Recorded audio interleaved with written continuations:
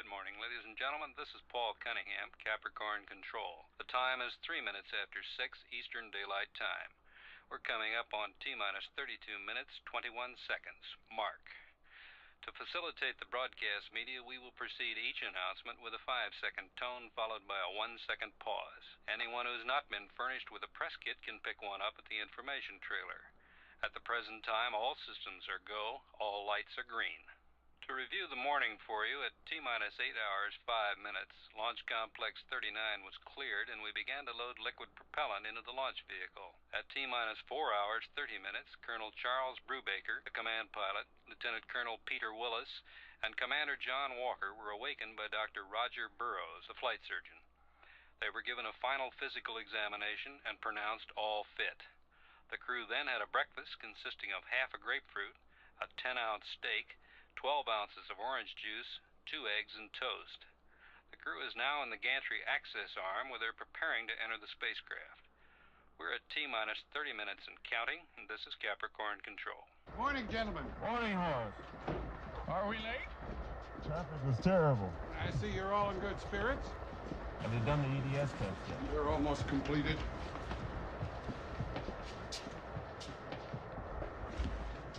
You want us to enter?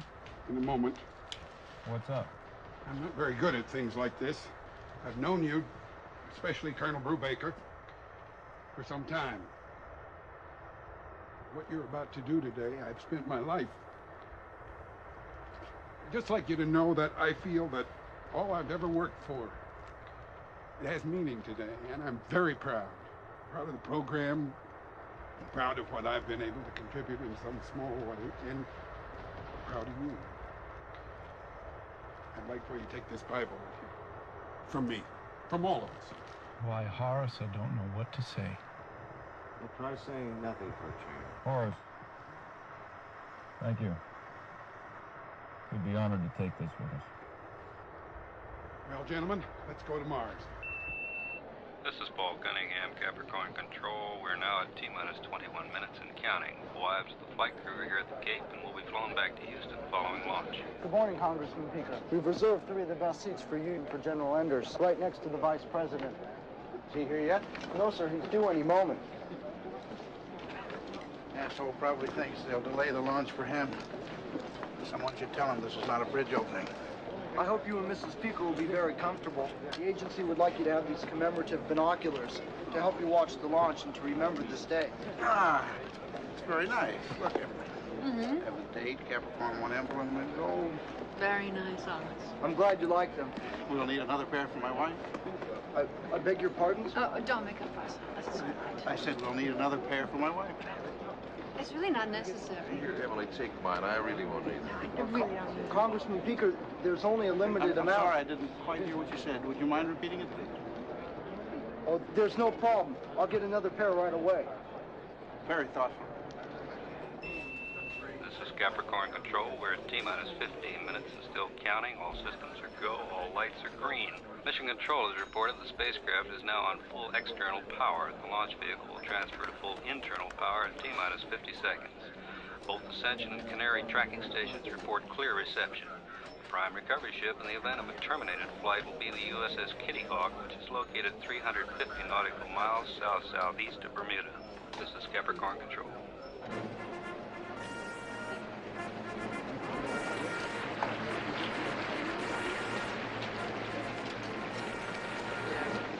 Hello, Emily. How are you? Phyllis? Hello, Hollis. Nice to see you. Glad to see you. Hollis, how are you? Very well, Mr. Vice President. How is the President today? Oh, just fine, thank you, Hollis. And he asked me to personally express his regrets at being unable to attend this launch. However, there were some very pressing matters that needed his attention in Washington. Like getting reelected. Mr. Vice President, I hope you and Mrs. Price will be very comfortable. The agency would like you to have these commemorative binoculars to help you watch the launch and to remember this day. Thank you. Thank you very much. Very nice. What is your name, son? Hughes, sir. Mark Hughes. You learn pretty quick. You'll do all right. Thank you, sir. We're at T-minus 10 minutes and counting. Stage 1 is green. Stage 2 is green. Stage 2 is green. Malfunction detect system on second panel. Roger, MDS on second panel. Capricorn One we confirm TARS and MDS. You are green on move. You are go for inertial guidance and ohms checks. Roger, Houston. Gentlemen, we're ready to close the hatch. Anybody want to get out? This is your last chance. Hey, Horace, is Mars the red one or the green one? I forgot. $4 billion to put crazy people into space. Keeps us off the streets. Colonel Brubaker has reaffirmed the completion of the EDS test checks. Mission Control reports all systems are go, all lights are green.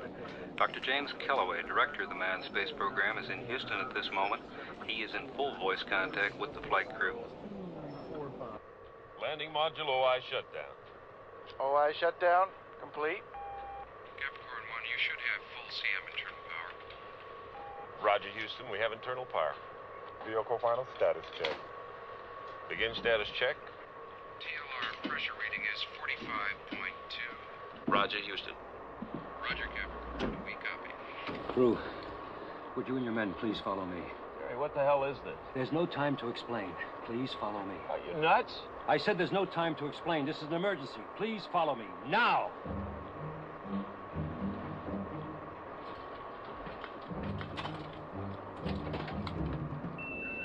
This is Paul Cunningham, Capricorn Control. The space vehicle final checks have been completed. The access arms are swinging into final retract position. The destruct systems are now fully armed. TLR pressure reading is 45.2. Roger, Houston, 45.2. The flight crew has completed the final launch vehicle range safety checks. At T-minus 50 seconds, the launch vehicle will be on full internal power. That begins the actual launch sequence. The weather's reported good, scattered clouds at 10,000 feet. All systems are go, all lights are green. We're at T-minus 3 minutes, 6 seconds, mark. The launch officer is given a go to begin the firing command automatic sequence. From now until T-minus 50 seconds, that system is preset. Initial stage thruster check is normal. Roger, Houston. We're coming up on T-minus 1 minute, 30 seconds. The final range safety checks are completed. The launch safety officer reports all systems are nominal, and we are go at this time. The launch escape tower is now fully armed. In the event of an abort, the tower will carry the command module away from the launch vehicle and will activate a system of drogue chutes at 10,000 feet. The flight crew reports all guidance and navigation systems are functioning properly. The range safety officer reports all tracking stations are operational. This is Capricorn Control.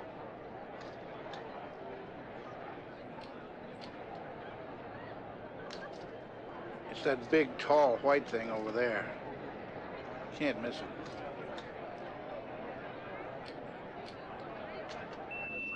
This is Paul Cunningham, Capricorn Control. We're at T-minus 1 minute and still counting. All systems are go, all lights are green.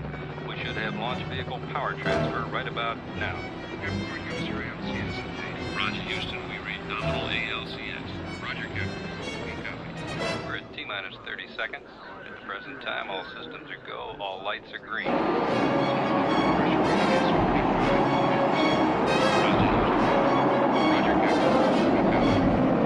Colonel, we're going to be a little while. You and your men might be more comfortable in these.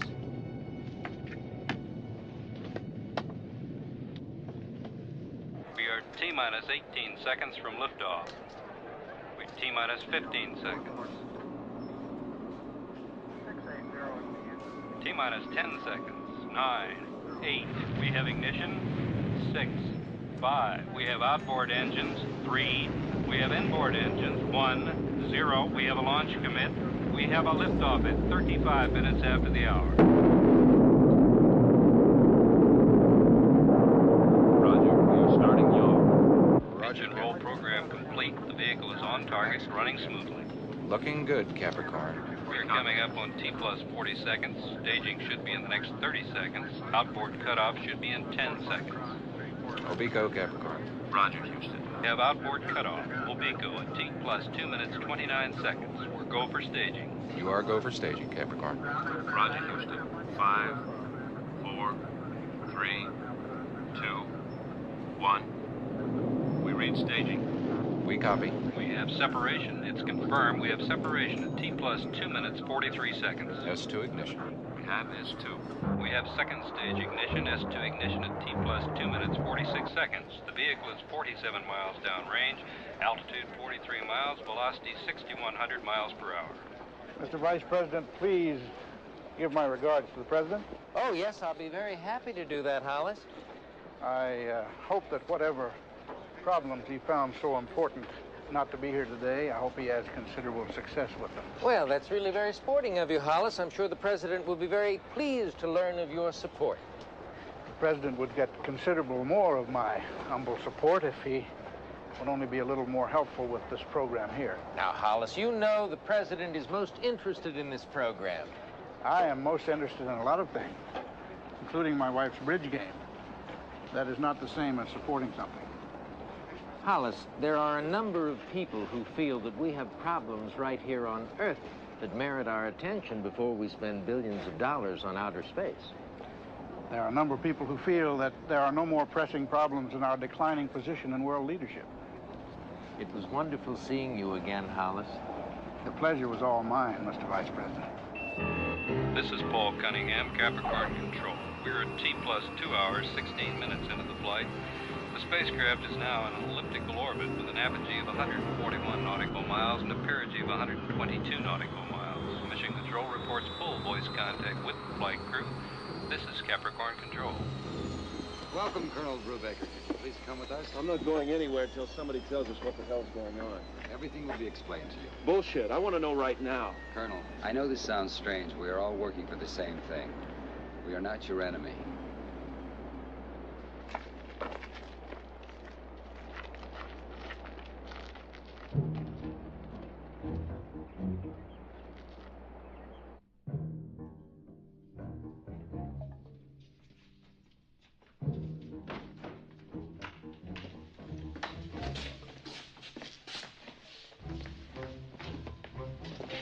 Please wait here.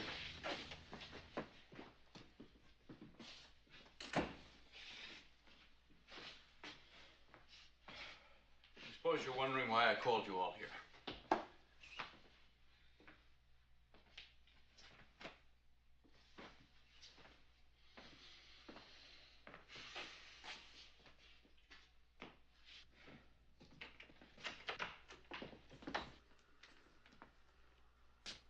Good morning. Hi there, Dr. Calloway. Nice to see you. A funny thing happened on the way to Mars.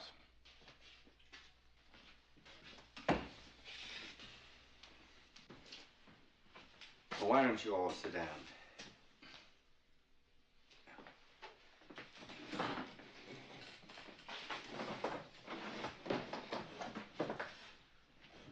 Okay. Here it is. I have to start by saying that if there was any other way, if there was even the slight chance of another alternative, I would give anything not to be here with you now. Anything. Brew, how long have we known each other? 16 years. That's how long. 16 years. You should have seen yourself then. You looked like you just walked out of a Wheaties box. And me, all sweaty palmed and deadly serious. I told everybody about this dream I had of conquering the new frontier, and they all looked at me like I was nuts. You looked at me and said yes. I remember when you told me Kay was pregnant. We went out and got crocked.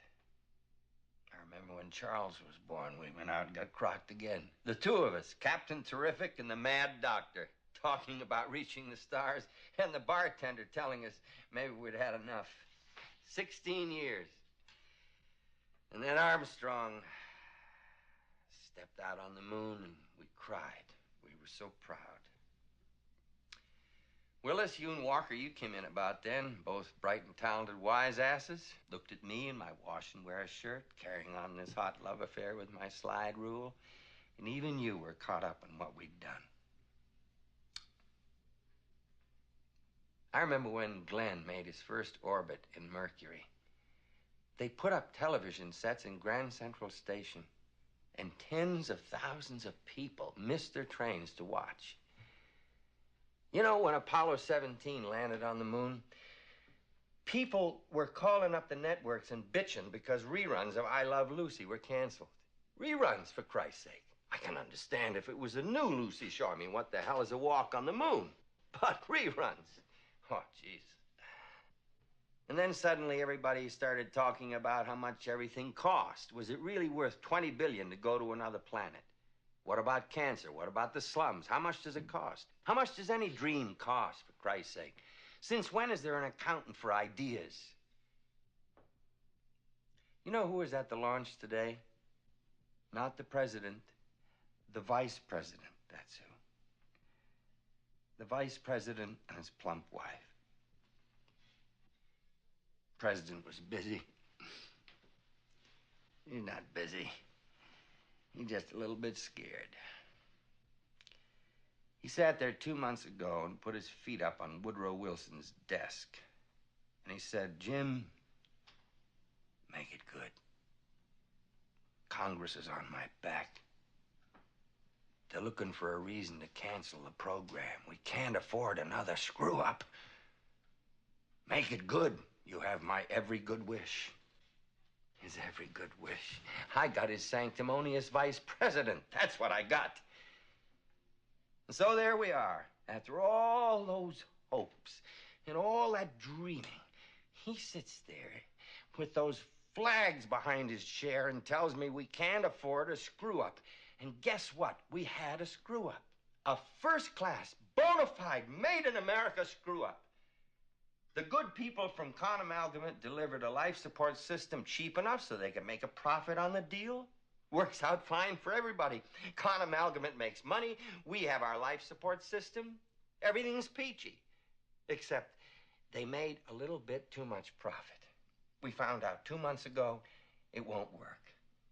You guys would all be dead in 3 weeks. It's as simple as that. So all I have to do is report that and scrub the mission. Congress has its excuse. The president still has his desk, and we have no more program. What's 16 years? Your actual drop in the bucket. All right, that's the end of the speech. Now we're getting to what they call the moment of truth. Come with me. I want to show you something.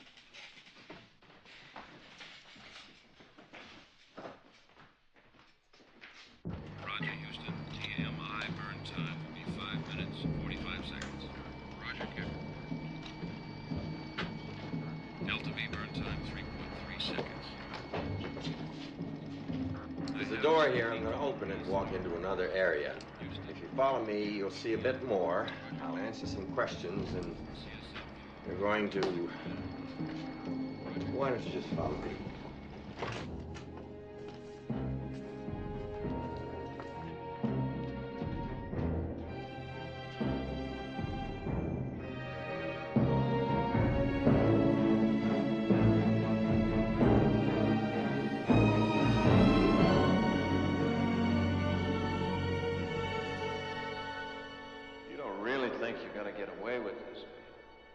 Well, I don't know. It's a chance. Maybe it's not a very good one, but it's a chance. Who knows about this? Almost nobody. Houston is monitoring the actual flight. All the telemetry is coming from the command module. So are your voices and the medical data. We recorded everything from the practice simulations. They don't know. All we need from you is the actual television transmissions during the flight and the Mars landing. That's all. Just the television transmissions. That's all. Just the television transmissions. We inserted a change in the onboard computer so the spacecraft will land 200 miles off target when it returns to Earth. You'll be flown to an island near that point. From there, you'll be transferred to a helicopter. The helicopter will fly you to the space capsule, and you'll be put inside. It'll take the recovery forces a minimum of an hour and a half to reach the splashdown site. By then, you will be inside the capsule. When the prime recovery carrier arrives, they'll find you inside the capsule and take you out of the spacecraft. You thought of everything. I don't know. I hope so. Of course, you're sure we'll go along, right? No, I'm not. What if we say no? I don't know. Don't say no. When does Alan Funt come running in and tell us we're all on candid camera? Jesus, you think I like this? You think I really believe I'm standing here in this craziness telling you about patching in tape recordings and telemetry and an island 200 miles from the target zone? I don't know what the hell I'm doing either. I just care so goddamn much. I think it's worth it. I'm not even sure of that. I just think it. I think I'm gonna throw up. Well, that'll solve everything. What's this all gonna solve? It'll keep something alive that shouldn't die. Before you all begin to moralize, you take a look around. You look at what we've done and how much more we can do. You look at what we've meant to this country. Nobody gives a crap about anything anymore. People close their garages and triple lock their doors, hide under the beds. They're even afraid to turn on their television sets for fear of what they might find out in the evening news. There's nothing more to believe in. Now, you want to blow this whole thing wide open? God knows what it might do to everybody. I'm sorry. I'm so goddamn sorry. I just don't know what else to do. I'm hanging on by my fingernails, just like everybody else. Go on. You want to be the ones who give everyone another reason to give up? Go on. This is really wonderful. But we go along with you and lie our asses off in a world of truth and ideals as protected. But we don't want to take part in some giant rip-off of yours, and somehow or other we're managing to ruin the country. You're pretty good, Jim. I'll give you that. No. You're twisting my words. Don't sell yourself short. Don't sell the program short. Don't oversell it. I'm not so sure that canceling a flight or cutting off appropriations means America folds up. It's not as simple as that, and you know it. I don't know it. If the only way to keep something alive is to become everything I hate, I don't know if it's worth keeping it alive. Please, Brew. Don't talk like that. What the hell's the matter with you? Please, Brew, don't talk like that. I don't think this is right. All the rest is bullshit. You have to help. What do you mean I have to? You have to help. Well, what if I don't? Please. Don't put me in a corner. You're crazy. You know that? You know that? You're crazy. You've got us in the middle of this nut house and you don't want to be put in a corner? Your families.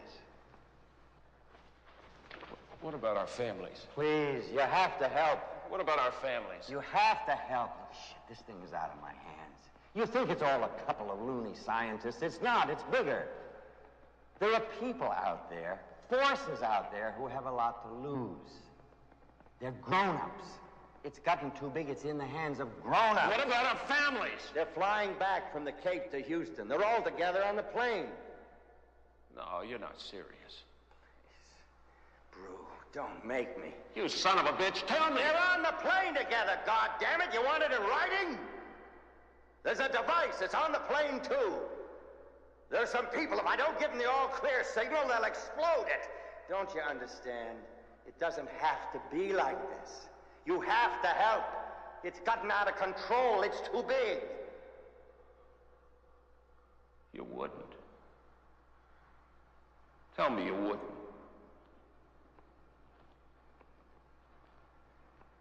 I can't tell you that, Brew.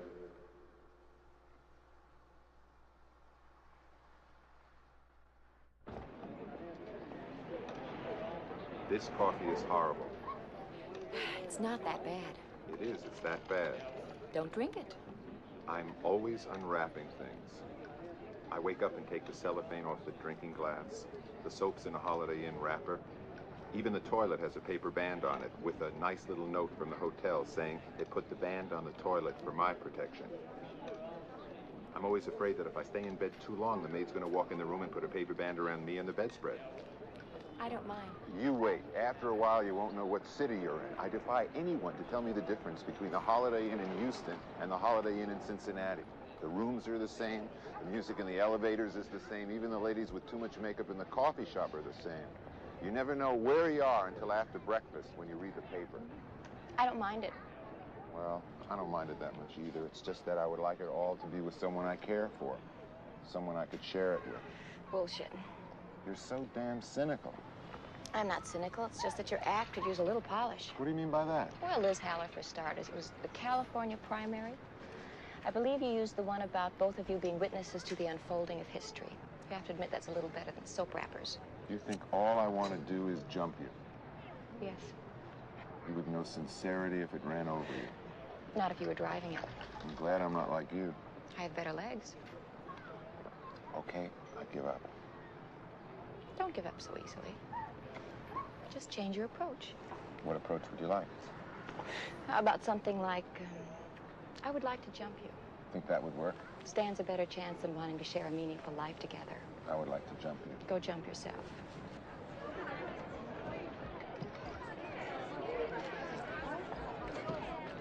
Hello. I'm sorry that you have to wait outside the house all day like this. There's not much that I can say except that I'm very excited and proud. Everything seems to be going smoothly. Dr. Kellaway called to say that Brew and the crew were in excellent spirits. How has all this disrupted your family routine? Terrific question. Shove it. Well, the children will continue to go to school and we'll try to maintain a normal existence. Suppose that's all that I have to say. Thank you all for coming. I just came out to say hello and go back inside now.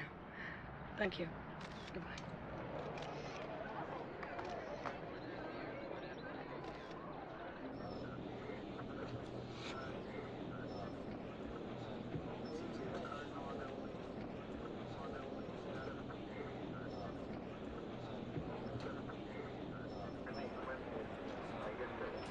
Dr. Bergen. Yes, Elliot. I wonder if I could talk to you for a moment. What is it? Well, there's something. I have a problem, sir. Oh, are you feeling all right? Oh, yes, sir. It's the readout. What about the readout? Well, I just can't figure something out. Well, perhaps I can be of some help. Well, I hope so. See, I ran a check on the transmission on my own on the signals. On your own? Yes, sir. I like your dedication. The readout. The television signals are coming in ahead of the spacecraft signals. It's like they're closer or something, much closer. No, that's not possible. There must be some malfunction in your equipment. Well, I don't think so, Dr. Bergen. You see, I double-checked that console. Which console are you on? 36, sir. Well, that's the answer. We've been having some problems with the circuitry on 36. We've had trouble with it before. I'll make sure it's repaired, and thank you for bringing the problem to my attention. You show initiative. I like that.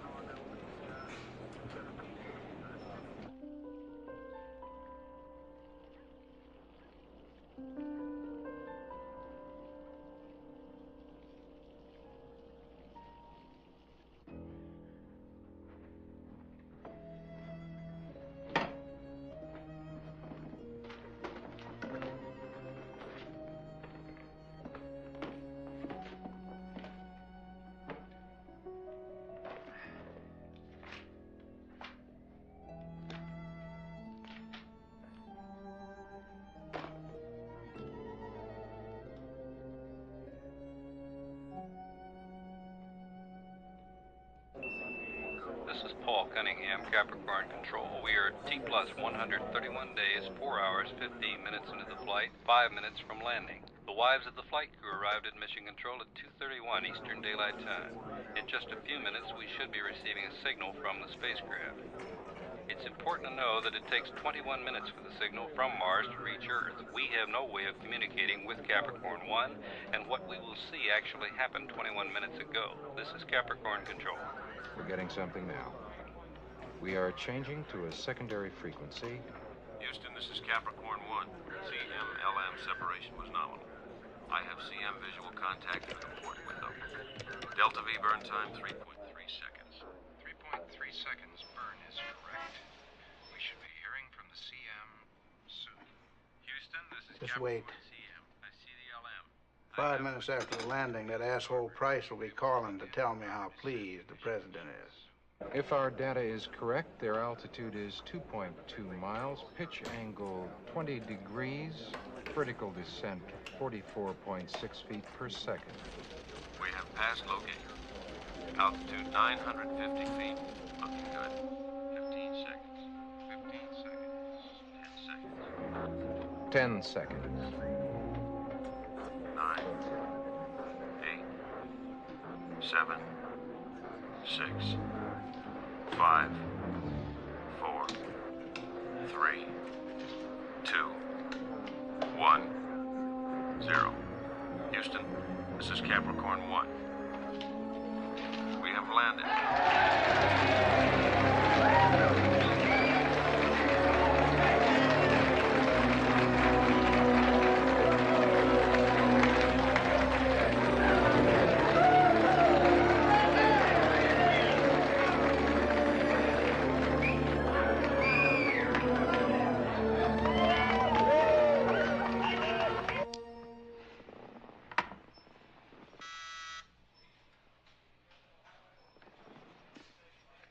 Yes?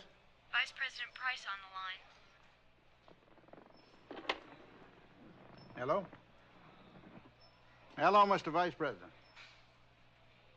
Yes, it's wonderful, isn't it? Proud moment for all Americans. You can tell the President that's very gracious of him. I appreciate it, I really do. Thank you. And my very best to your lovely wife. Yes. Goodbye. Asshole.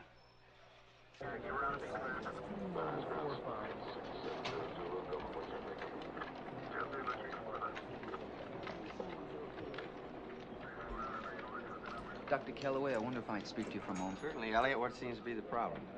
Well, I just can't figure something out, sir. What is that? Well, I'm not exactly sure, but it's in the readout. I spoke to Dr. Bergen about it a long time ago, and he said it was in the console. I'd like you to take a look at it. What console are you on? Telemetry's a 36. Oh, yes, Dr. Bergen told me about that. We had that console repaired. I know, sir. It's just I keep on having the same readouts. What readout? Well, sir, I ran a program on my own just to check something, and the readout's different. You ran your own program? Yes, sir. And, I don't think it's the console. Well, we'll have it shut down, and I'll see that it's serviced. Thank you, Elliot, for bringing the matter to my attention. You're welcome, sir.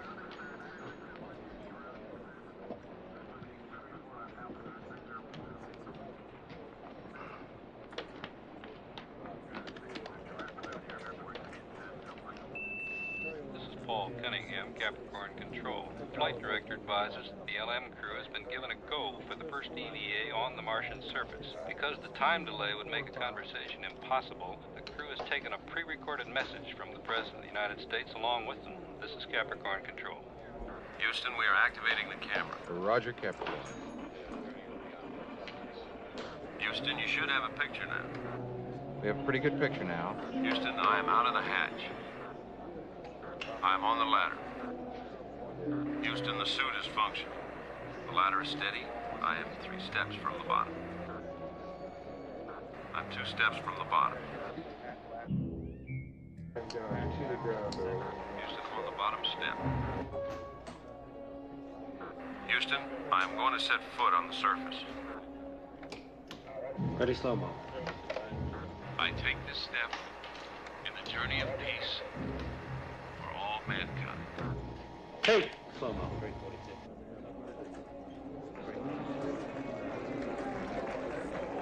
Houston, I am on the surface. Roger, Capricorn. We copy.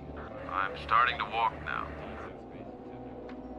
Houston, the surface is solid. Visibility is good. I'm walking toward the camera. The footing is solid.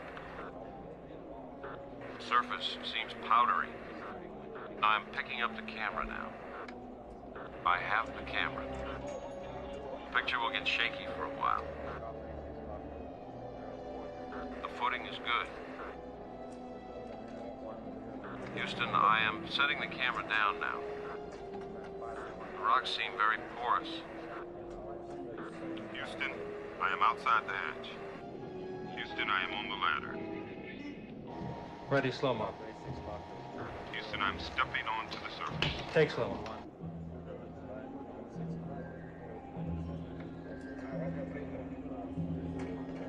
Houston, I am on the surface.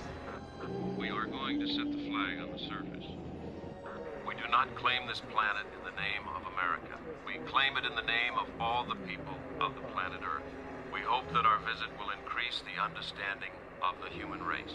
Walker should be activating the tape soon with the pre-recorded message from the President.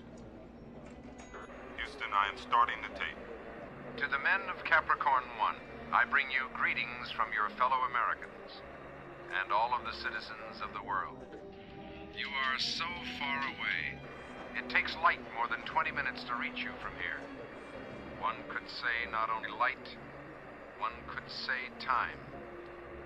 You are in another time from us, the future, we will never be the same. For this moment, more than any moment in our history, has made all of the people in the world realize that we are part of a planet that is part of a system, that is part of a universe. We are a small, energetic species, capable of pettiness, yet capable of brilliance. We know how bad we can be. Now you, the men of Capricorn One, have shown us how wonderful we can be by showing us how high we can reach. You have crossed the last great frontier, and you have shown us what we are. People of different colors and religions and ideologies, however, a single people. You are the basic truth in us. You are the reality. We will never let you down, and we will always be grateful.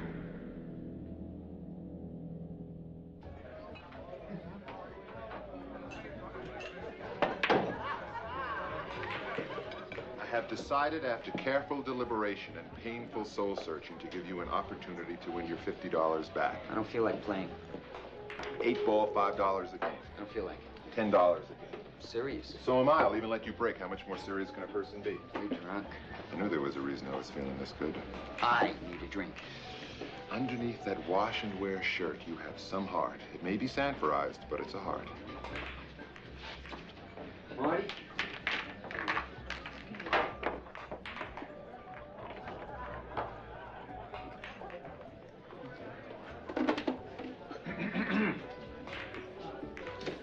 You said I break. I must have been drunk.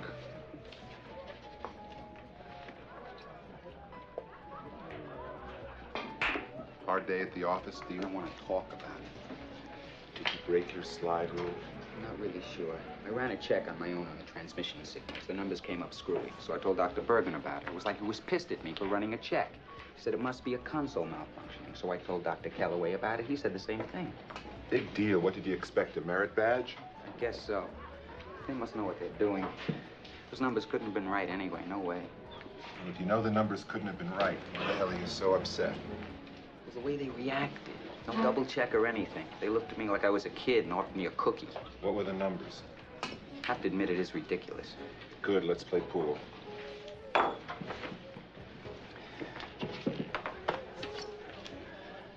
Those signals couldn't have come from 300 miles. Which signals? The television transmissions. I think I just sobered up. Would you tell me what you just told me again? Hey, Caulfield. Telephone.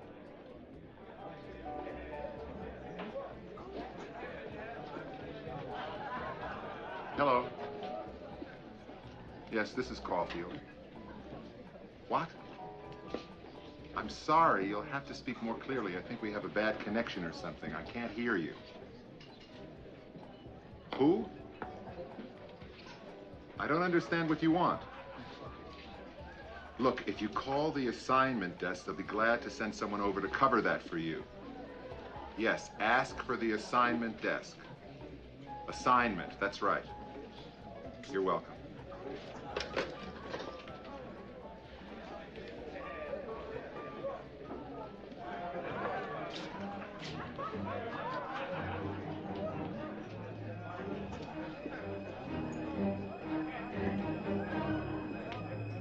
Anybody hungry? No. Oh, the marvels of American science. Here we are, millions of miles from Earth. We can still send out for pizza. I'm not going to do it. Not gonna do what? Tomorrow, I'm not going to sit in this thing and talk to my wife and tell her everything's going fine. I'm not going to do it. I tried. I got two little kids with big bright eyes. And I used to tell them their daddy was going to make them proud of him. Like he was of them. And now I got to go home. I got to kiss them and I got to look in their eyes and tell them I really did this. I don't know. Maybe that's better than going home and telling them I really didn't do it. I wish I knew what was right. I really don't. We've been sitting around here for months, telling their lies for them. And I don't want to do it anymore. Okay, so we're going to blow the whole thing tomorrow on national TV. Then what have we done? We'd screw up a lot of people's dinners. We've already screwed ourselves. Okay, so what do we accomplish by screwing everybody else? He's got a point there, you know. We went along with this because of you. You and our families. Now you want to go out for some terrific blaze of glory, and we get pulverized in the process. And our families.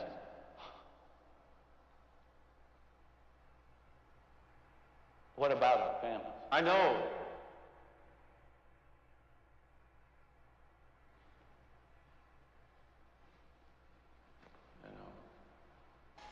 Shit. That's the best thing I've heard anybody say in 3 weeks. What's the best thing? Shit. I just don't think I can do it. Get me Dr. Calloway. Why all of a sudden are we standing up for the bad guys and you're on the side of truth and justice? We may have a problem with Brubaker tomorrow. I wish I had the words. Damn, the words, Drew. These people, they're capable of anything. And we got our families out there. Now we're in this thing, and I think we're in too deep to stop now. No one of us is going to decide. It's got to be all of us. Operator, I'm trying a number now for over an hour and it's busy. Would you kindly check to see if it's out of order? I know you don't do that. Yes, it's an emergency. Thank you. 873-3657. No, 3657, Mr. Elliot Witter.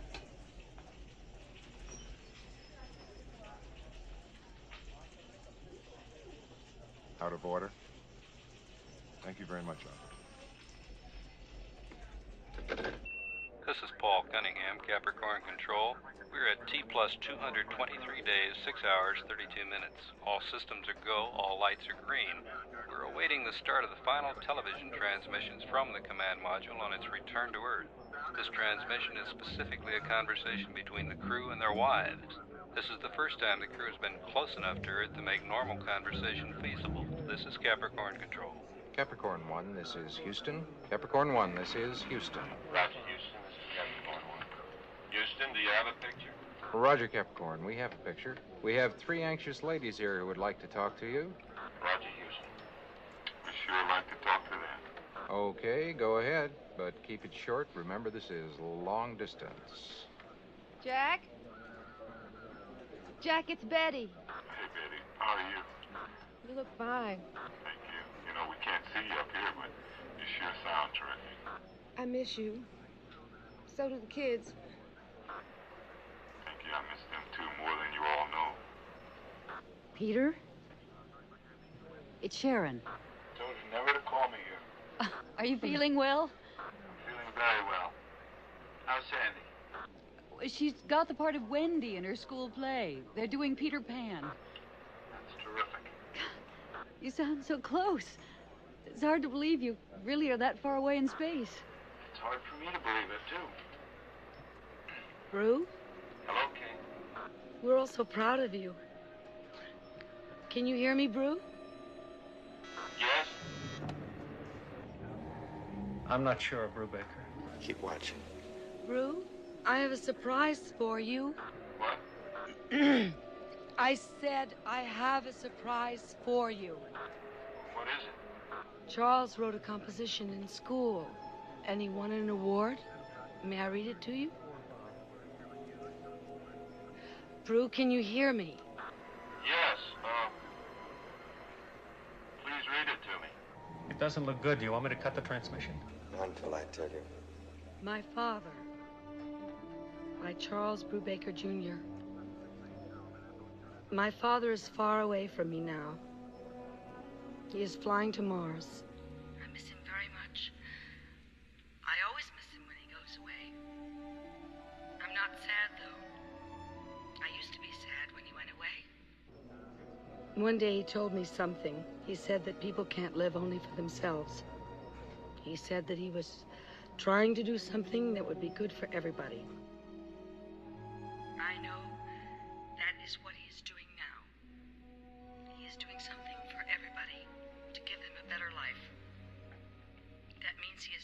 everything for me, too.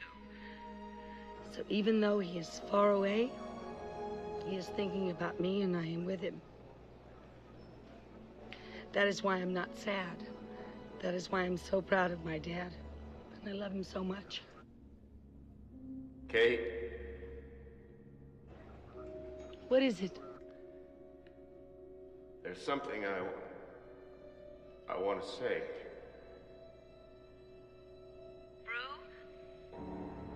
What is it? Until I tell you. I know this hasn't been easy for you and the kids. I want you to know I love you. Tell Charles. Thanks for the composition, please. I will. When I get back, I'm gonna take him to Yosemite again. Like last summer. I will. And I want you to know that I love you. Very much. Time's up, gentlemen. The next time we see you, you'll be on the way home. Roger. Well done, Capricorn.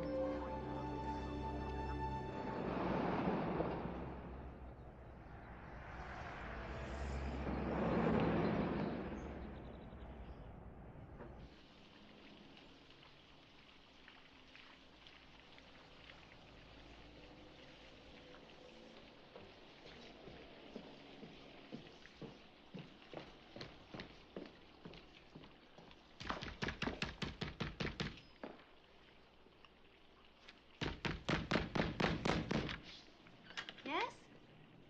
Is Witter in? Tell him it's Caulfield. Who? Witter, Elliot Witter. There's no one here by that name. You must have the wrong apartment.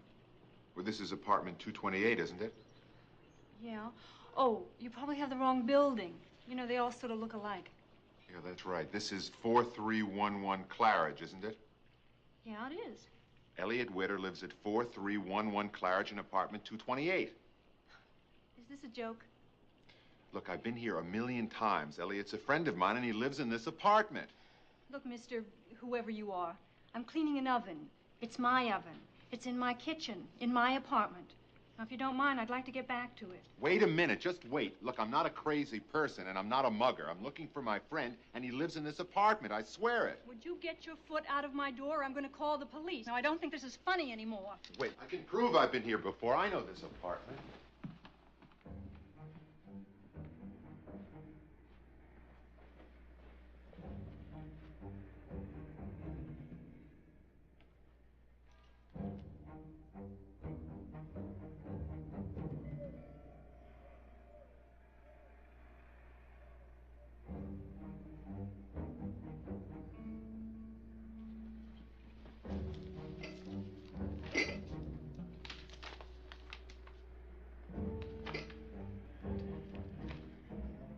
Now, will you get out of here, or do I have to call the police?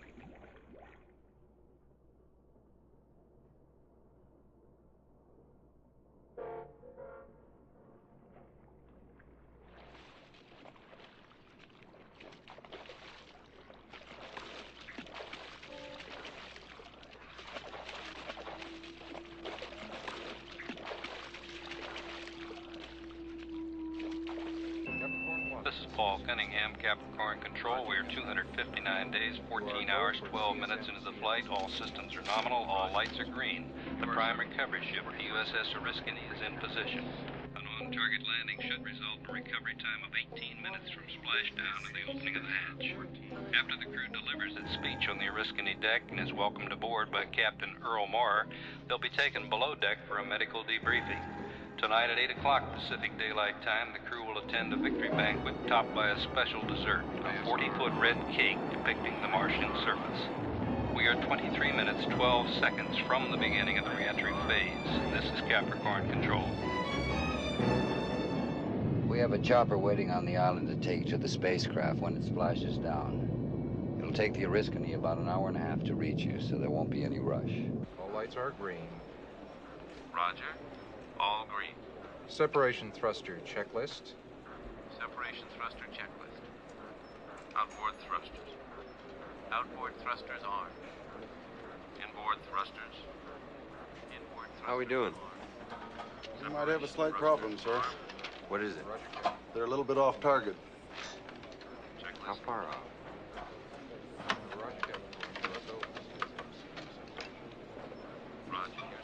As much as 200 miles. That far? It could take up to an hour and a half for the recovery forces to reach them. Roger. Keep me posted. Yes, sir. 6, 5, 4, 3, 2. Capricorn One, this is Houston. Capricorn One, we show red on the heat shield. Do you copy? Capricorn One, this is Houston. We show red on the heat shield. Do you read? Capricorn One, this is Houston.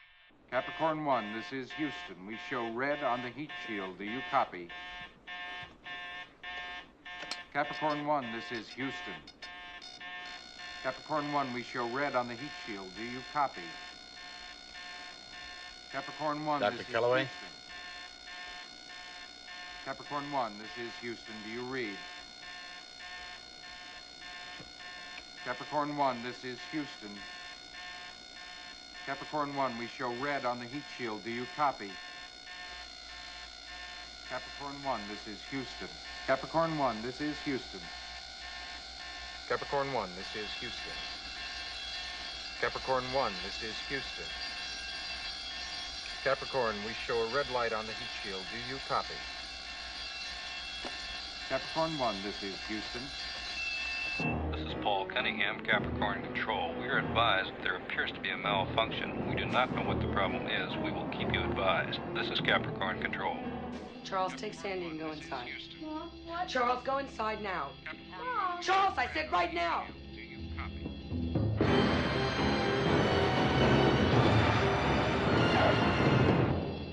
Capricorn One, this is Houston.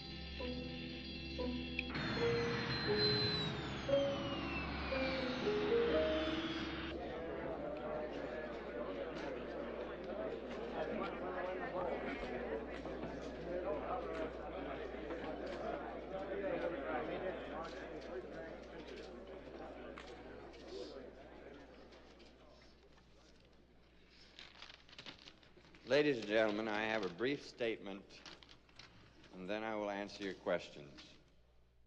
It must have been re-entry. Something went wrong during re-entry. Why haven't they told us anything? They don't want us to know what went wrong.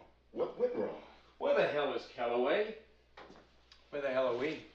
At T plus 259 days, 15 hours, 11 minutes in the flight of Capricorn One, which is 2 minutes, 18 seconds after interface, the heat shield warning light on the mission control monitoring panel turned red. We are dead.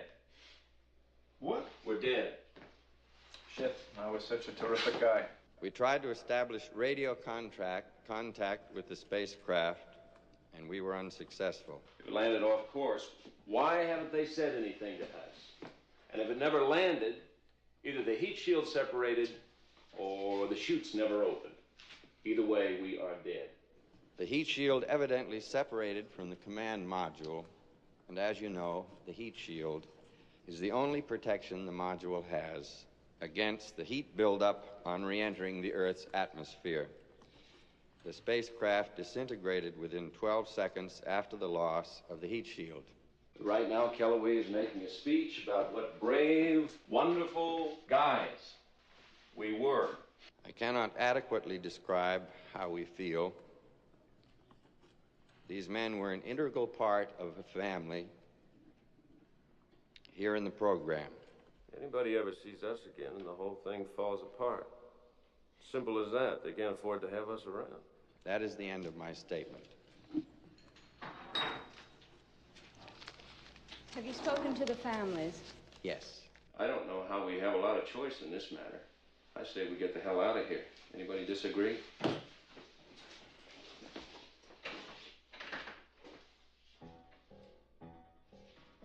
When was the last time the heat shield was checked?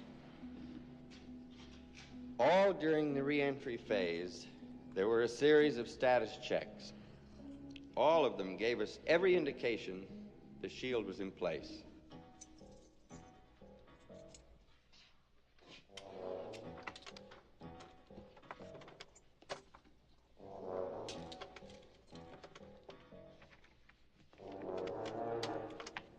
No, I have not spoken to the President yet, but I'm sure I will very soon. I'd like to say that the President has been a constant source of encouragement to all of us in the program. This mission meant as much to him as it did to us.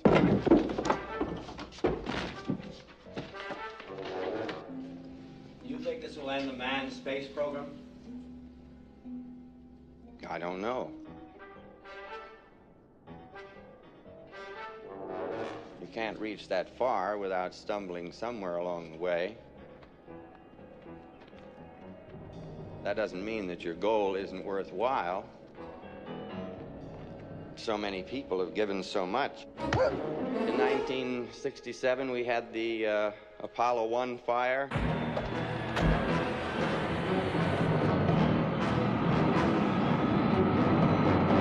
But we didn't just give up, even though we were crushed.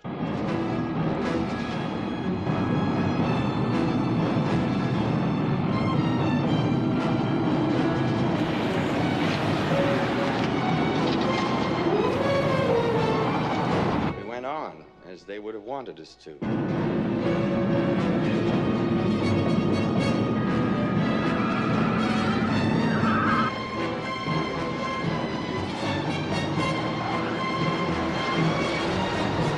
These three remarkable men have given their lives in an effort to widen the horizons of their species. They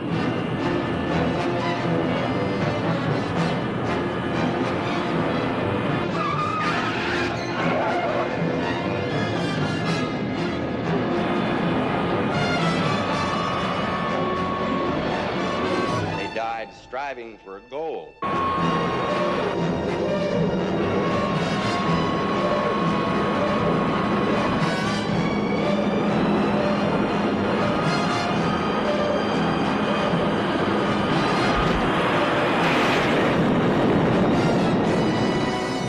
Tell me. I ask you, I ask all of you here, you be the ones to tell me, how could we best serve these men? By giving up on their dream? By saying that it was all for nothing?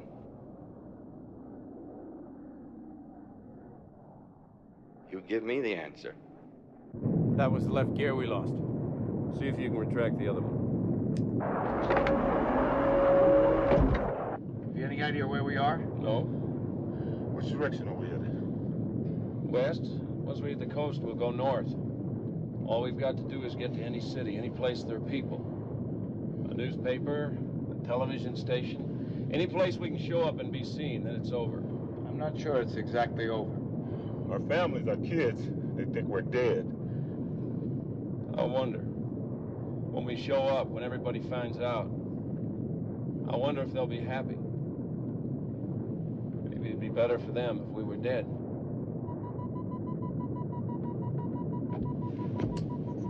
Oh, Christ.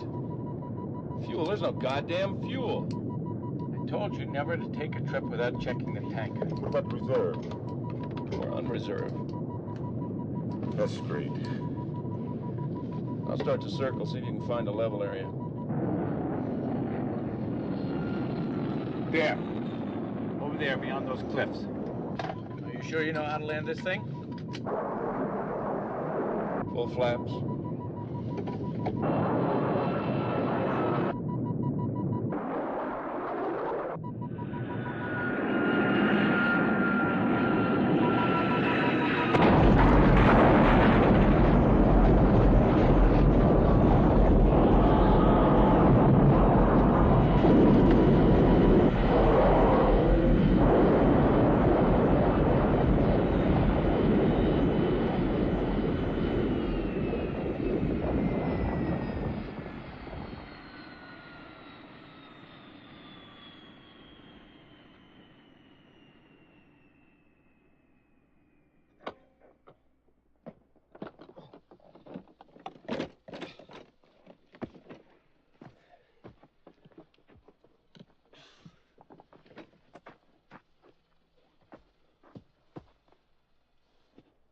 I think we're on Mars.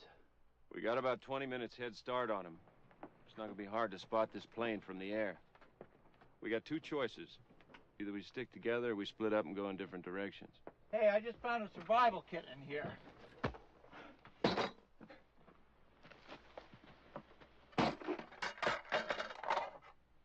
can of water each. Flare each. John, you take the flint. Peter and I'll split up the matches. Anybody want the gun? I'd shoot my foot. I'd shoot his foot.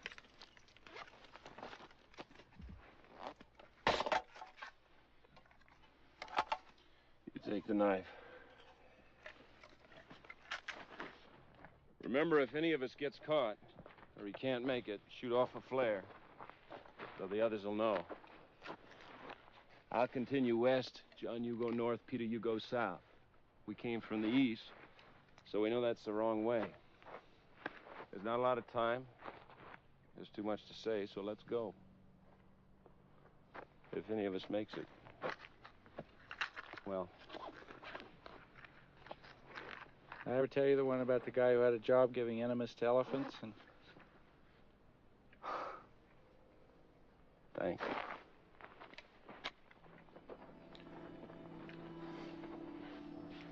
You ever hear it?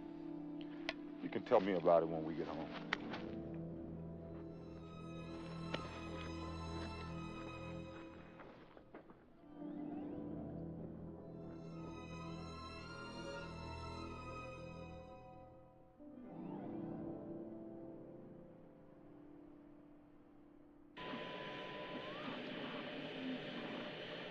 Tell Charles, thank you for the conversation.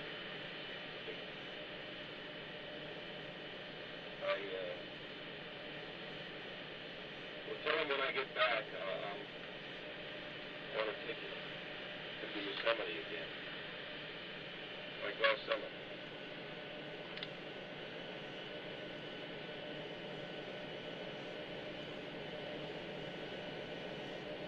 I will. Right there. Run it again. Like last summer.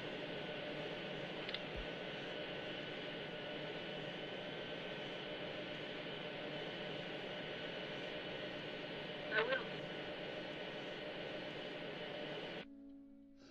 Look, sir. Look, sir. Mr. Knox, sir. Let's do tricks with bricks and blocks, sir. Let's do tricks with chicks and clocks, sir. Blocks. Look, blocks. Right. There are the blocks, and those are the... Clocks. Right. First, I'll make a quick trick brick stack. Then I'll make a quick trick block stack. You can make a quick trick chick stack. You can make a quick trick clock stack. Chicks. And? Clocks.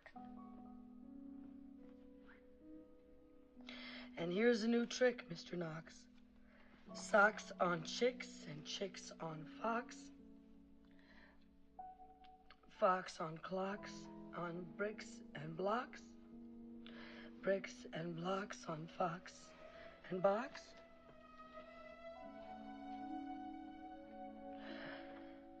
Now we come to ticks and talks, sir. Try to say this, Mr. Knox, sir. Clocks. Clocks on fixed tick. Clocks on Knox talk. Clocks. Clocks. Clocks. Right, Sandy. Very good. 6. Sick. Bricks. Tick.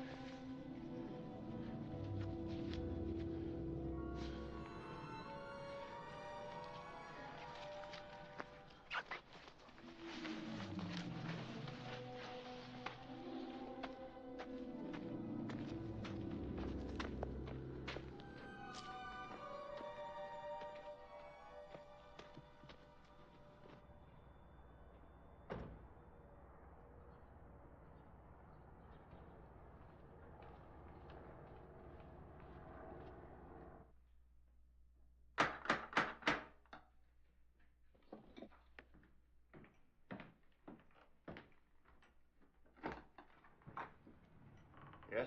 I'd like to see Mrs. Brubaker. My name is Caulfield. Miss Brubaker isn't seeing anyone at the moment. I telephoned this morning. I believe I'm expected. What was that name again? Caulfield, Robert Caulfield. Oh, yes. Miss Brubaker is expecting you. She's out on the patio. It's right through there. Thank you.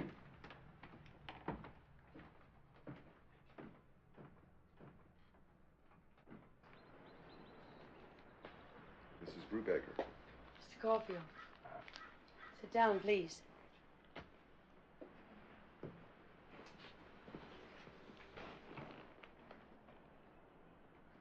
Mrs. Brubaker, first of all, I'd like to say I'm really sorry.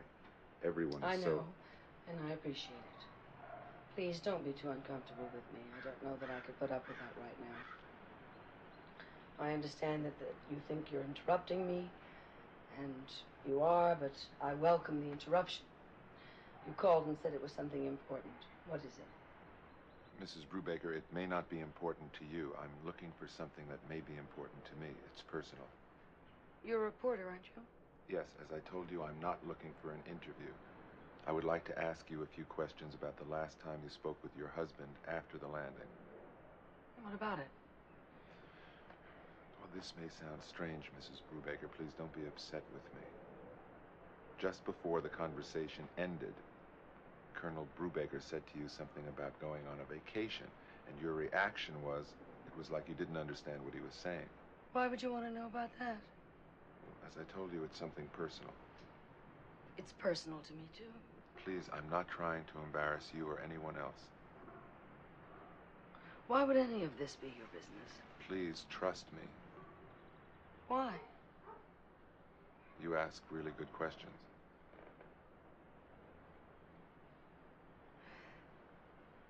Well, it's all so silly. It wasn't anything that dramatic. Brew just forgot something, that's all. I don't see the purpose in broadcasting that my husband made a mistake about a vacation when he had so many other things to think about. No, I'm not looking for anything to broadcast. What are you looking for? It has to do with a friend of mine. Is there something I should know? If there was anything, I would tell you. Well, it's nothing. Bruce said that he wanted to go back to Yosemite like last year. Last year we went to Flat Rock, not Yosemite. I don't think there's any cosmic significance in that.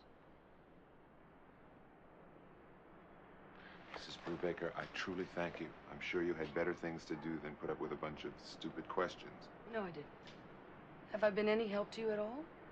Well, I don't know. May I call you again sometime? Yes.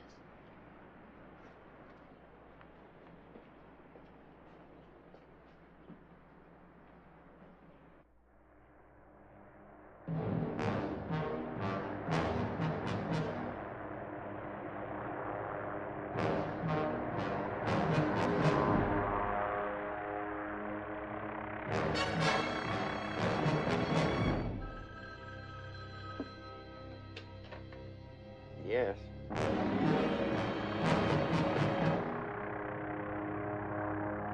There's no one inside? Are you sure?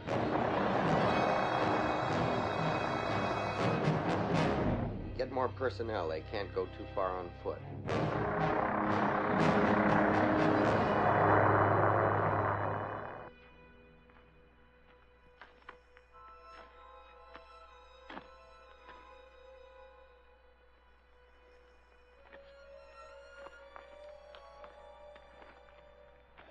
Piece of cake.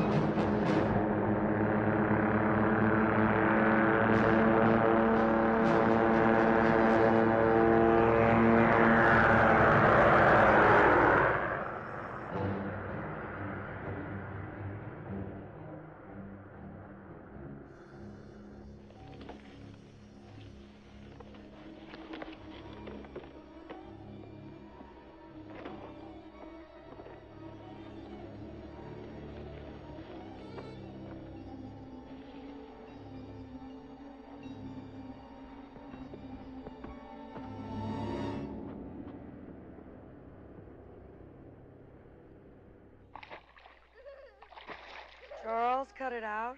You know you're bothering her. I know you're bothering her, and she knows you're bothering her. If you want to stay in the pool, cut it out.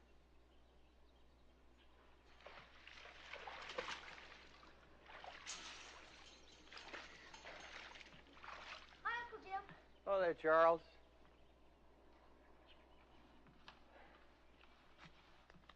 Hello, Kay. Jim? You look just fine. Thank you. Can I offer you something to drink? No, thank you. How are the children? Fine. Charles is strong. He's very much to himself, but he's strong. Sandy doesn't know. There's going to be a memorial service on Tuesday, right here in Houston. The president will be here. He's going to speak. It's nice. Will I get a folded flag? I would like you to be there. Please. I know how difficult everything is for you just now. I feel like Jack the Ripper even asking you. It's just that it would be good for everyone if you could go with me to the service. It's a horrible way to die. Oh, absolutely not. When the heat shield separated, it was over in less than 5 seconds. I know that sounds grisly. You just have to know that he never suffered. He died doing what he wanted to do. Something he felt was important enough to die for. I know. I don't think it was important enough for him to die for.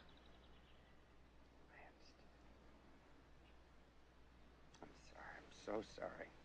I have no right to intrude on you like this. I'll call you tomorrow.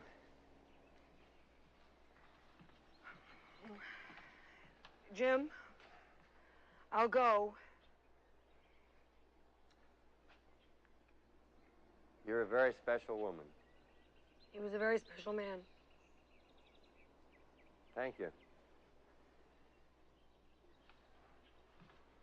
Hey, Uncle Jim? Yeah. My dad went to Mars. Yes, he did.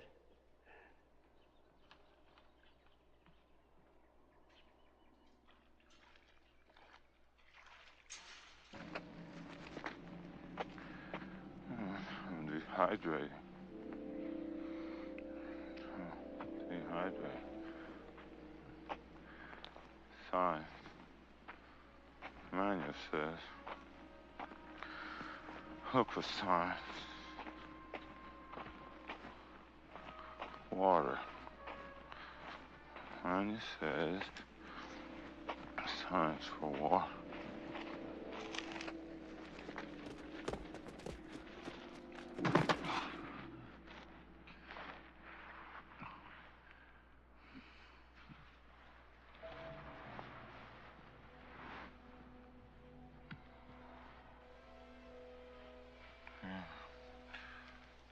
Dry riverbed. Science. Bending river. Lower side. Bending river.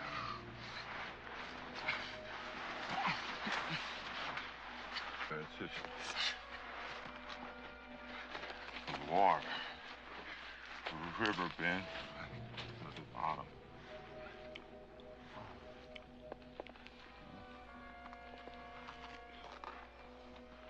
Water. Hydrate. Water.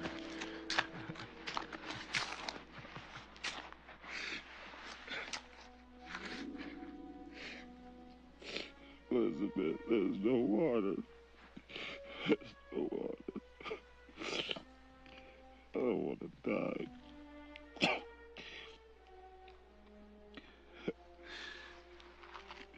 Elizabeth.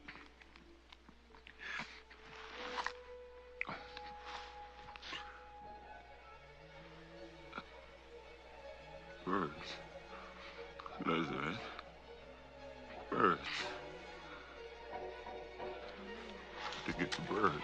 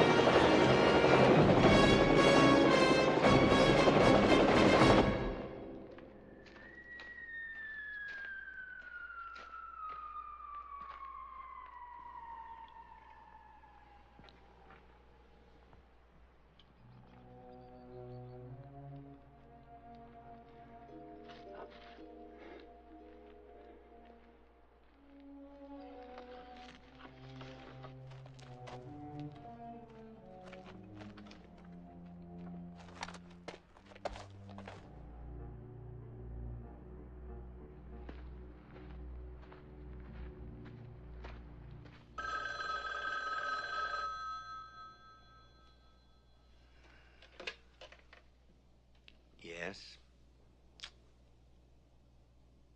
He was alone? Which direction was he heading from the airplane?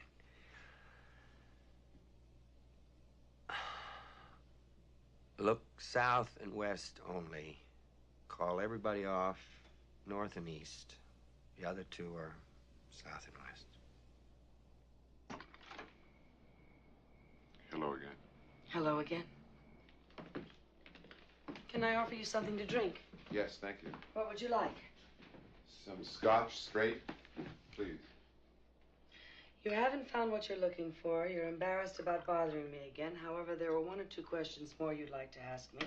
It's something personal, and you won't bother me anymore. I haven't found what I'm looking for. I feel embarrassed about bothering you again. However, there are 1 or 2 more questions I'd like to ask you. Something personal, and I won't bother you anymore. You're up to something. You want my help, and you won't tell me what it is. Why? You're a very smart lady, you know that. Yes? I drink too much. I get in trouble a lot because I talk too much. Sometimes I have an imagination that's a bit too vivid. Something's wrong, and I don't know what it is.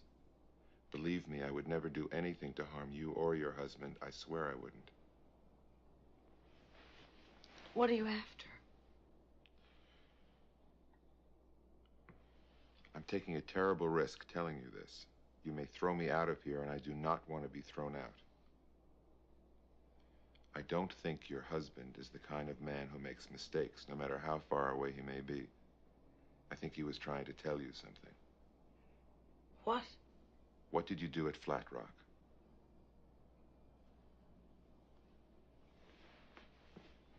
Nothing much.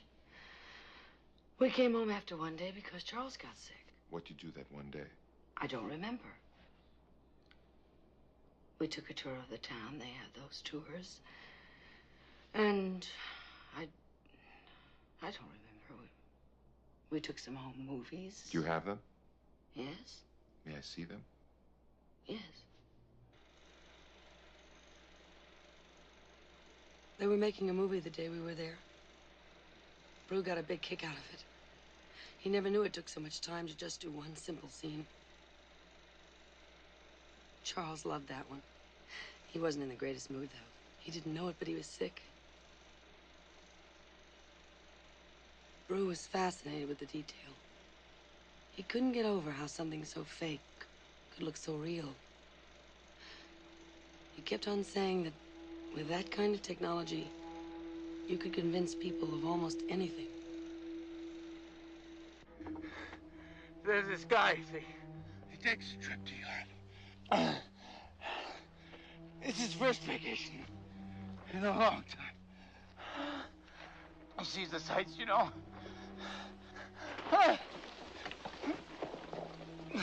He has a real good time. Anyway, after a while, he decides to call home. He gets his brother on the phone, and the guy says to his brother, "How's everything at home?" And his brother says,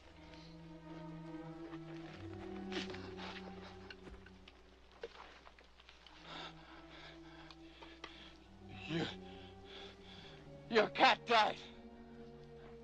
And the guy says to his brother, "You shouldn't tell me bad news like that. You should break it to me gently. You know, like,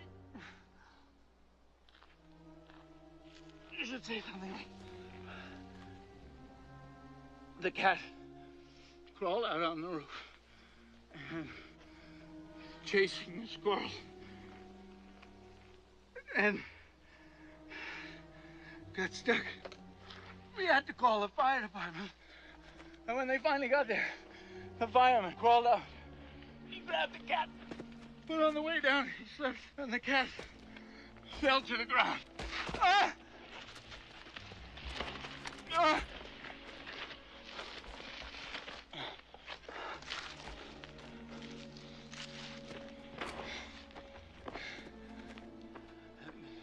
They had to take the cat to the vet. They tried to save the cat. They even operated on the cat. But it was too late. They couldn't save the cat.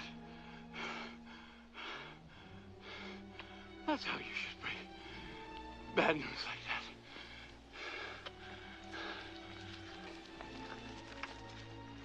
So the guy says to his brother,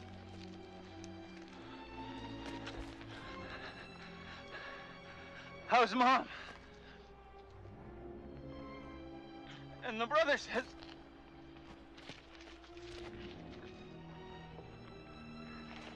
she's on the roof.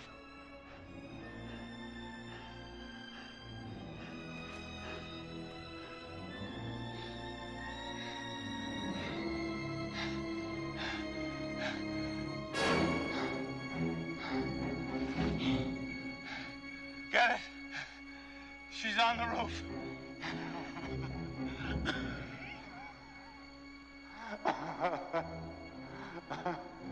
She's on the roof. Got it.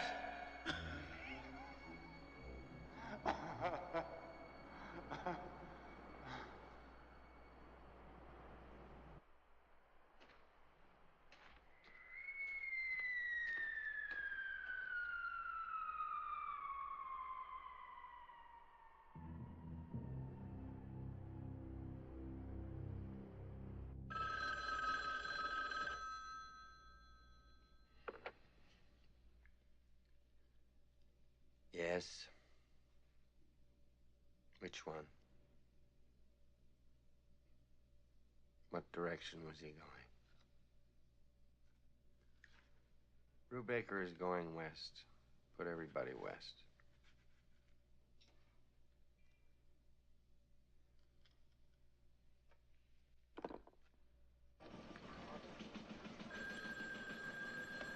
Caulfield. Right now? Okay.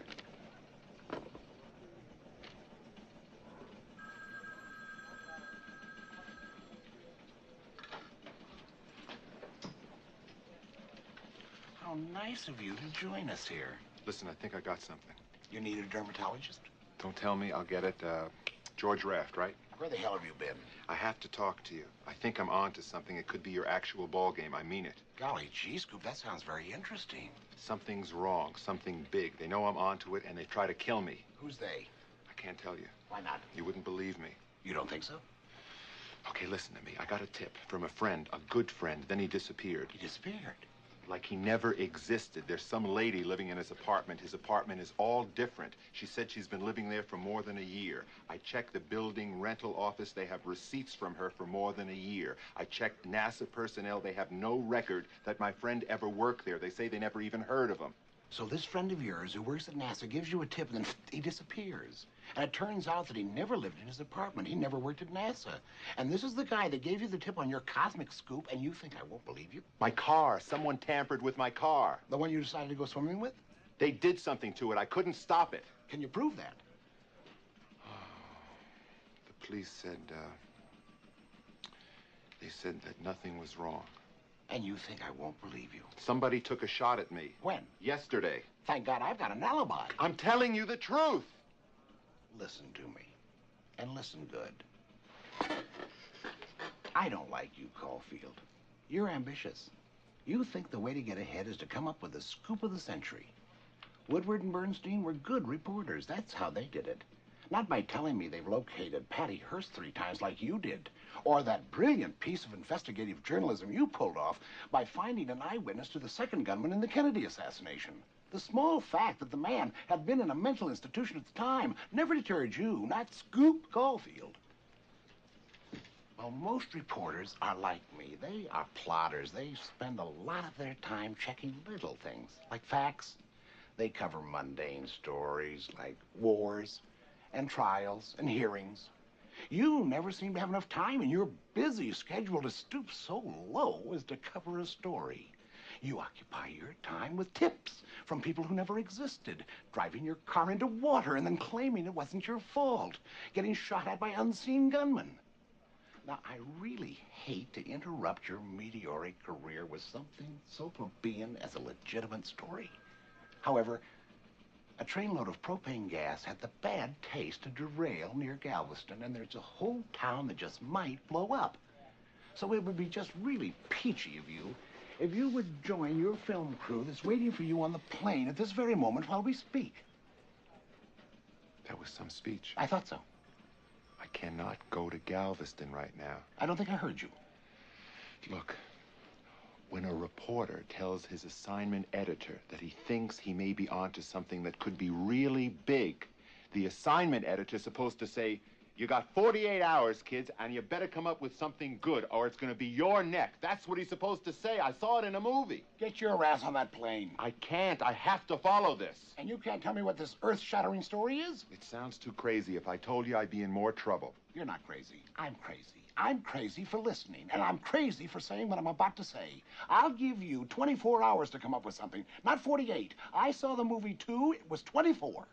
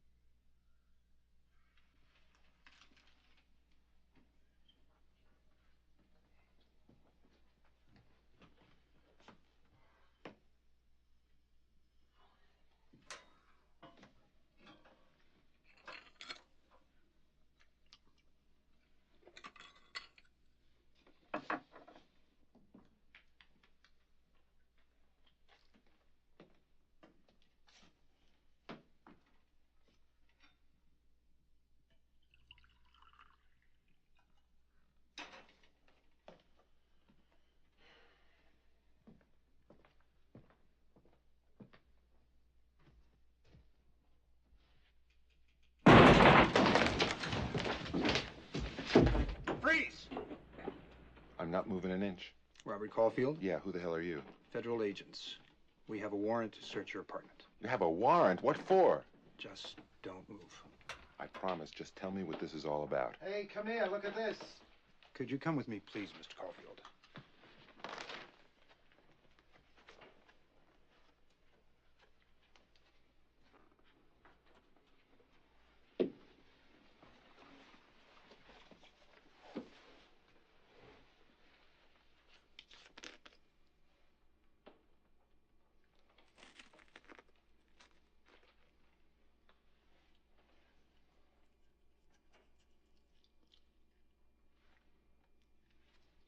Mr. Caulfield, I'm sorry. However, you're under arrest for possession of cocaine. I don't believe it. I don't believe it. You guys put it there. You know you did. You have the right to remain silent. You have the right to an attorney. I don't believe it. You put it there. Anything you say may be held against you in a court of law. You're part of all this. You mothers. Ow, that hurts. You don't have to put handcuffs on me. Please, Mr. Caulfield, these are serious charges against you. Don't add to them by resisting arrest. I don't believe... That hurts! I don't believe this.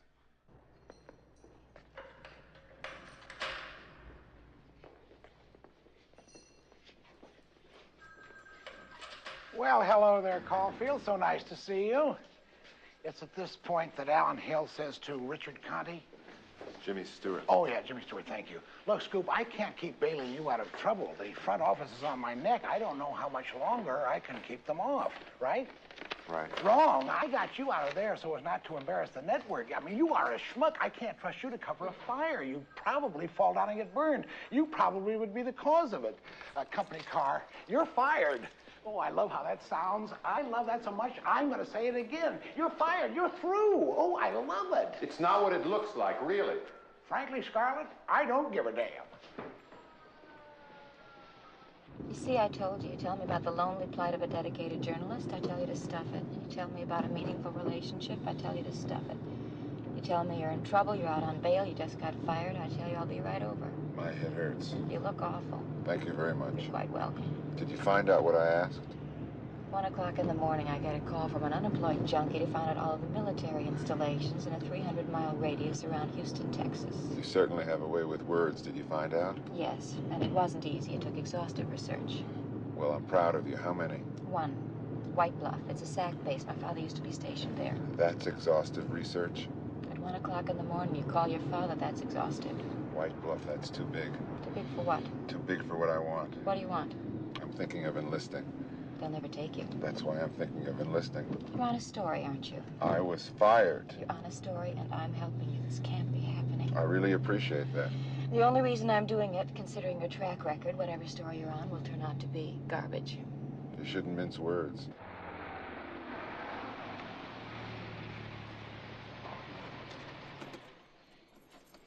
I'll fix you some coffee, then you can jump me. There's no other one besides White Bluff? No. Except one abandoned base they used for training during World War II. Jackson. There's nothing there now. Don't you want to jump me? Of course I do. Where's Jackson? About 300 miles directly west. I think I'm going to get angry with you. You have any money on you? You want me to pay you? How much? About 100. Why don't I just leave it on the dresser in the morning? Give it to me now. In advance? That's the height of conceit. Please, and your car keys. You're really being terrific. Why? You're not obnoxious when you're helpless. Thank you very much. You're quite welcome. Also, Liz Haller said you were super. Well, when I get back, we'll jump each other. Maybe. I'll get arrested again. It's a deal.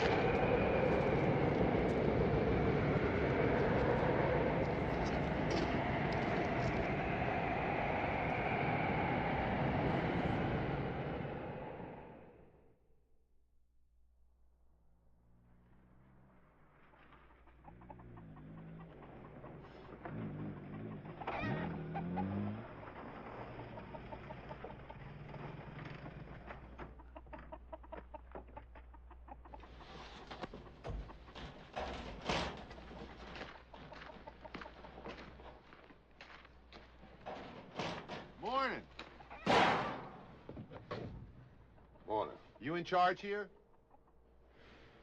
See that sign there? Yes. Well, read it. I did. Out loud. A&A Crop Dusting Service. You want to know who I am? I bet you're one of the A's. But which one? I bet you can't answer that question, smart ass. First one. Wrong. Can I have one more guess? You got it. The second one. Wrong. I'm both of them. A&A. My name is Albane. Now, I got a son. You know, the other A was for him. But he don't like to fly. He became a lawyer. I think he's a pervert, so I took the A away from him. You want to speak to somebody in charge? You're speaking to both of them. My name is Caulfield. Hey, I can't help that. Mr. Albane, how much do you charge to dust the field? $25.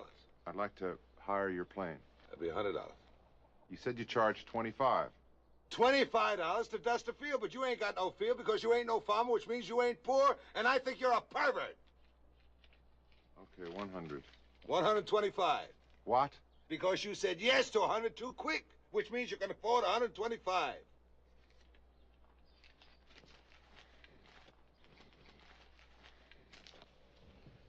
And where do you want to go, smartass? I'm not sure. I'm looking for someone who's lost. Your money.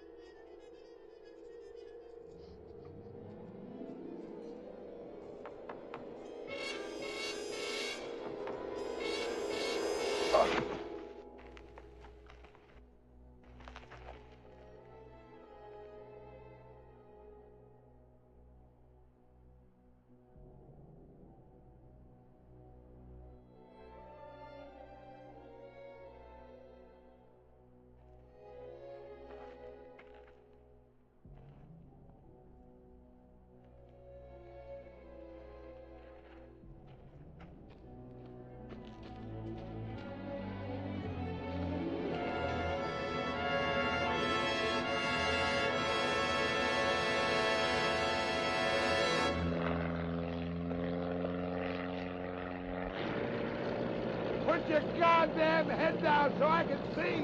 Why didn't you sit in front? You know how to fly? No. Then I gotta sit back, and you gotta put your goddamn head down, smartass.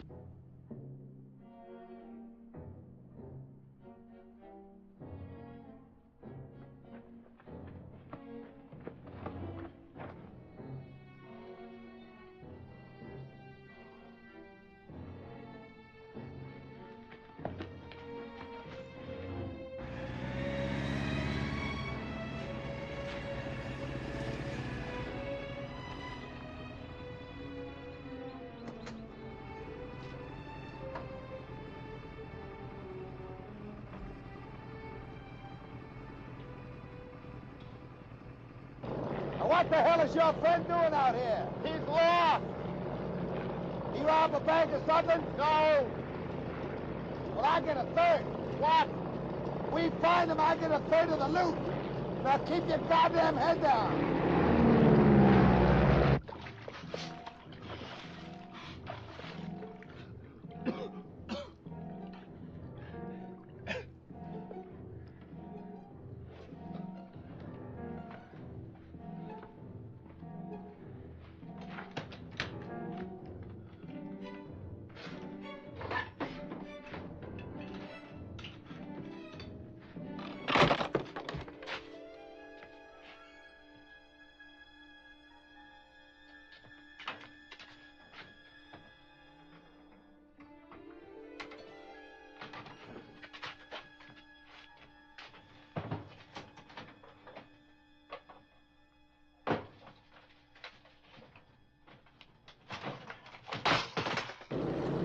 Think we should go in another direction?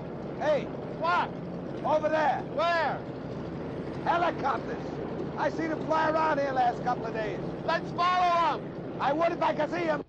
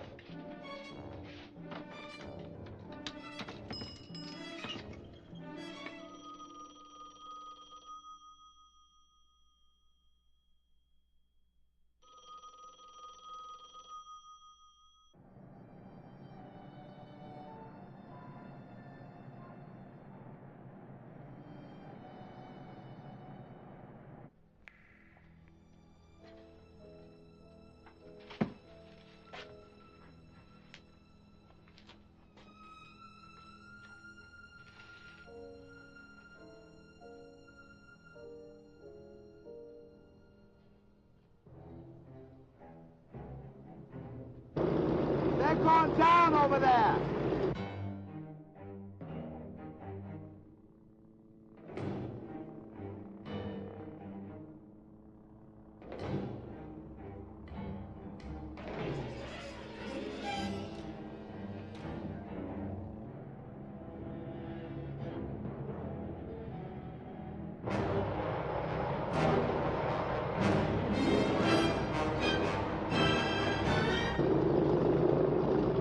He must be in there. Let's go down. They got guns, Sonny. You said you wanted a third of the loot. Half. Okay, half.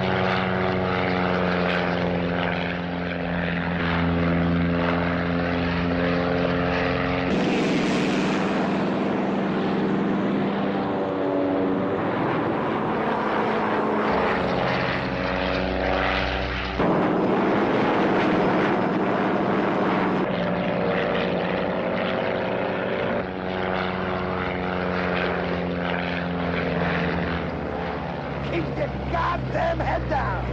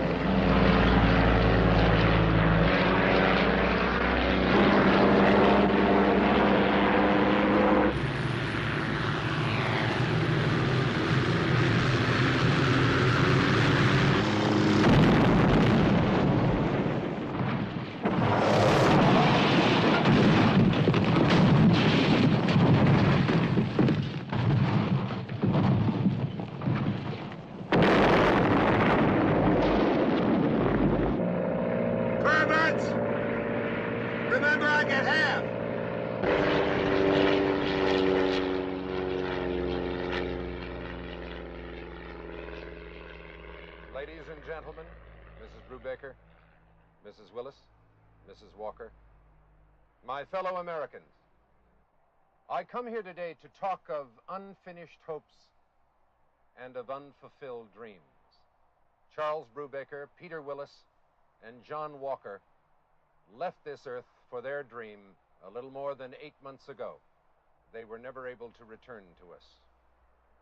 Their dream was able to grow and flourish because of the support of millions of citizens all across America. At a time when cynicism was a national epidemic, they gave us something to take pride in. It is a dream that should not be allowed to die. A nation is built on the spirit of its people. The test of greatness of any nation is how that nation pulls together in a time of crisis. The only limits on what we can achieve are the limits we place on our hopes. These three men reminded us of the limitlessness of our hopes. There was a moment these past few days when we were all one people. We were all hoping. We were all a little bit taller, a little bit prouder. We were all feeling the same fears and the same exhilaration. These three men brought us together. We knew together that there are no goals we cannot reach if we just reach for them together. There is no adequate way in which we can express our gratitude to the men themselves because they are no longer among us. However, we can serve their memory, what they stood for,